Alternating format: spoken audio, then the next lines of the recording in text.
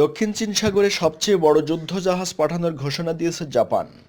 আগামী মে মাসে হেলিকপ্টারবাহী জাহাজ ইজুমো 3 মাসের অভিযানে সেখানে যাবে। অজ্ঞাত সূত্রের বরাত দিয়ে বার্তা সংস্থা রয়টার্স এ খবর দিয়েছে। এরপর জাহাজটি আমেরিকা ও ভারতের সঙ্গে নৌমহড়া চালানোর জন্য ভারত মহাসাগরে যাবে। জুলাই মাসে অনুষ্ঠেয় মালাবার নামের মহড়ায় যোগ দেবে জাহাজটি। 3 মাসের অভিযানে ইজুমো জাহাজ সিঙ্গাপুর, ফিলিপাইন, ইন্দোনেশিয়া ও শ্রীলঙ্কার বন্দরে ভিড়বে।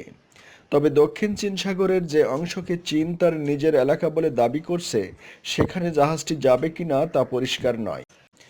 অজ্ঞাত সূত্রটি বলেছে, ইজুমোর সামরিক সক্ষমতা যাচাই করার জন্য 3 মাসের অভিযানে পাঠানো হচ্ছে এবং দক্ষিণ চীন সাগরে মার্কিন নৌবাহিনীর সঙ্গে জাহাজটি প্রশিক্ষণ নেবে। আগস্ট মাসে জাহাজটি জাপানে ফিরে যাবে। দক্ষিণ চীন সাগরে চীনের সঙ্গে জাপানের কোনো বিরোধ নেই, তবে পূর্ব চীন সাগরে বিরোধ চলছে। এ প্রেক্ষাপটে দক্ষিণ চীন সাগর এলাকার যেসব দেশ চীনের সঙ্গে দ্বন্দ্বে জড়িয়ে পড়েছে, তাদের সঙ্গে বন্ধুত্ব গড়ে তুলছে জাপান।